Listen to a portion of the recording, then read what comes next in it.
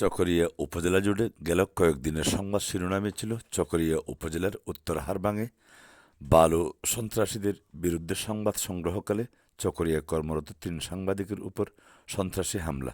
সম্মানিত দর্শক মণ্ডলী, যে লোকটি তেড়ে এসে লাঠি হাতে নিয়ে আসছে তার নাম নাজিম উদ্দিন।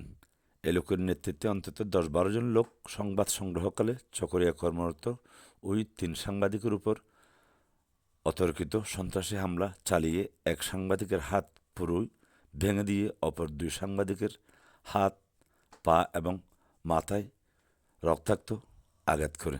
বিষয়টি নিয়ে বর্তমানে চকরিয়া থানায় একটি মামলা রুজু করা হয়েছে। পুলিশ বলছে খুব শিগগির দোষীদের গ্রেপ্তারপূর্বক তাদের আইনের আওতায় আনা হবে। এ হামলায় গুরুতর আহত চকরিয়া কর্মরত সাংবাদিক জিয়াবুল হক। তার একটি হাত ভেঙে দিয়েছে সন্ত্রাসীরা। অপরজন ইকবাল ফারুক, তার মাথায় এবং হাতে প্রচণ্ড আঘাত করা হয়েছে। পাশাপাশি অন্য সাংবাদিক সুটন কান্দি নাথ, তারও হাত, পা এবং মাথায় আঘাত করে বেধড়ক পেটানো হয়েছে ৩ সাংবাদিককে। প্রশাসনের নিকট চকরিয়া কর্মরত সাংবাদিকদের একটাই দাবি, অচিরেই অবৈধ বালু উত্তোলন বন্ধ করা হোক।